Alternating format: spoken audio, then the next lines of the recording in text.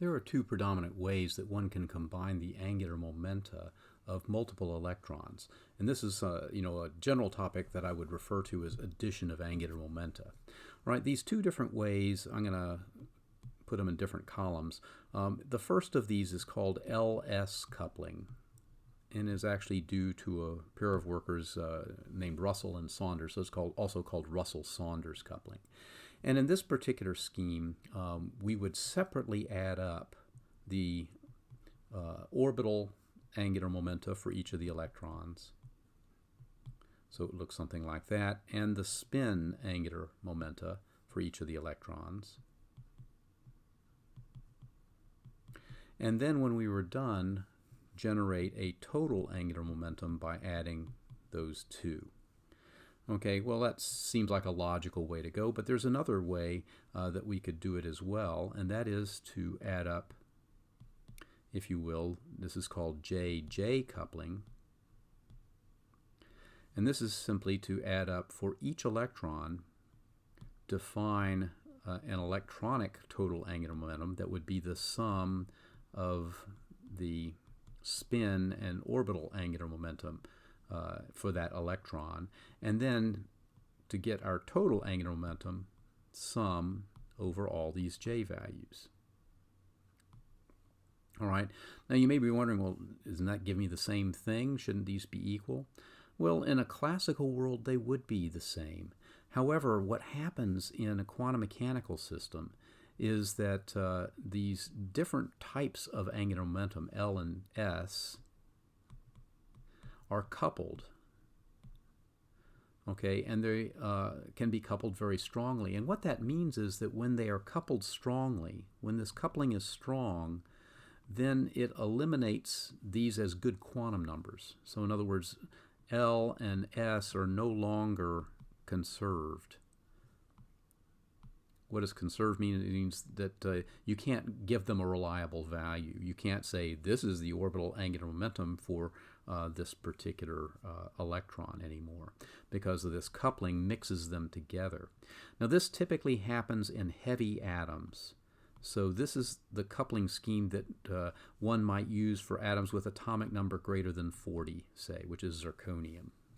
Okay, the one for lighter atoms basically is saying that these two quantities, L and S, are actually pretty good descriptors of both the orbital and the spin angular momentum. So it makes sense to find out what the total orbital angular momentum might be for all of the electrons and the total spin angular momentum might be for all of the electrons, because these are pretty reliable numbers, and this happens when there is weak coupling between them. That is to say, they're not mixing together very strongly, and this is going to be the regime where lighter atoms with N less than 40 are largely going to be accurate. And this is the scheme that is probably more useful for chemists, unless you're an inorganic chemist dealing with a lot of very heavy metals. So this is the one that we're going to focus on. I want you to be aware of both of these two schemes for generating this additional angular momenta, but this is the one on the left is the one that we're going to explore in more detail. Okay, now when I talk about adding these things up, it means that I'm going to ascribe a value L, for example, to the orbital angular momentum, and that value L is going to be limited, and this is something that we talked about a little bit in an earlier video, is going to be limited by, say, if it's a 2-electron system, the difference between the orbital angular momenta ranging up to the sum of the orbital angular momenta. All right, so there's a natural range of values that one will find for L. Okay, for spin, similarly, there will be a range of values that one can find for spin that again range between two extremes like this. For two spins, it doesn't matter very much, because it's either plus or minus 1/2. For a large number of spins, this could be very different. Now, what's interesting about all of this is that the values of J, and I'll just leave all of this in red, can range from a minimum value of L minus S, absolute value, to a maximum value of L plus S. And I should make that a vector. All right, so we're going to have natural limits on the total angular momentum that can come from this. I want to caution you, though, that doesn't mean that all of those values of total angular momentum are achievable. All right, in particular, because, for example, when we start populating orbitals with different spins, we can only put 2 electrons in each orbital, and they have to be of opposite spin. So that means that even though we might be able to get up some maximum amount of spin here, it may not be achievable because we can't fill orbitals in such a way to do that.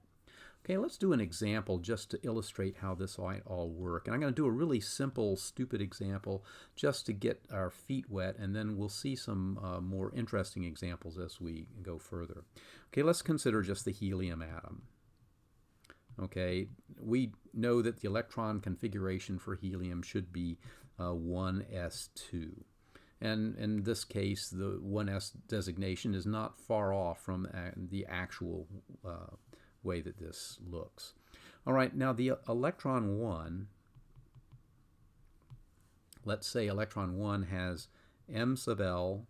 Now, I should note, it's an s orbital, so L is equal to 0. We only have one possible value for m sub L, and that's equal to 0. So not too many choices here.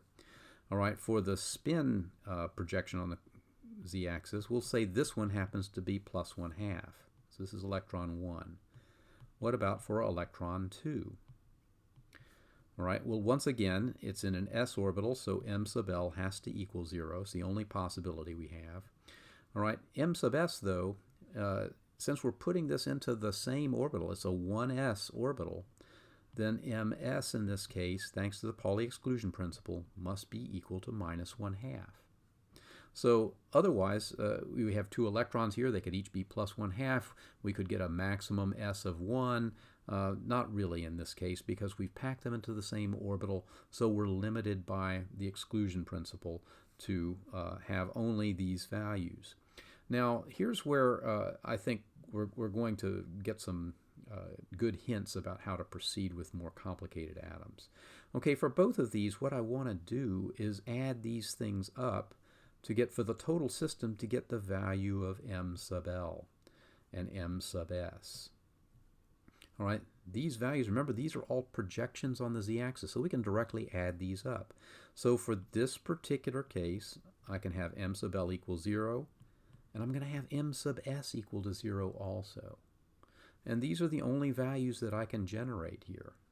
Now, I'll point out that if m sub L equals 0 is the only value I can have, then that tells me right away that my value of L must be 0. Because if it were 1, then I should be able to get m sub L equal to minus 1 and 1 also. Same is going to be true for my total spin quantum number. If m sub S equals 0, that spin value must be equal to 0. And so now when I add these two together, remember, in this process, we were able to do this separately and then add them together to get the total angular momentum. But I've got zeros for both L and S, so the total J must be 0 also. All right, now, when we go to write down a term symbol for this, there's a special code we use, and I'm going to lay out that code here. It's just like, it's the same as the one we use for example, the hydrogen atom. When I take my L value, and let me write this as L value and spell it correctly, I could have 0, 1, 2, 3, and so forth. I could have different L values. It turns out I'm going to use a different label depending upon the value of L. And again, like I said, this is just like we found for the hydrogen atom, so it should be easy to remember. When L is equal to 0, my label is going to be S. When L is equal to 1, my label is P. When L is equal to 2, it's D. And when L is equal to 3, it's F. And it does keep going up, so G, H, and so forth. We typically don't see that very often, but you may. All right, so now I'm going to put this together to make a term symbol. And I need to remind you that the term symbol has the particular format of 2s plus 1 L, J. Now instead of putting a number here for L, we're going to use these values down here. Okay, so when I write the term symbol for helium here, I've got L equals 0, so that means I'm going to have a term symbol with S as my label.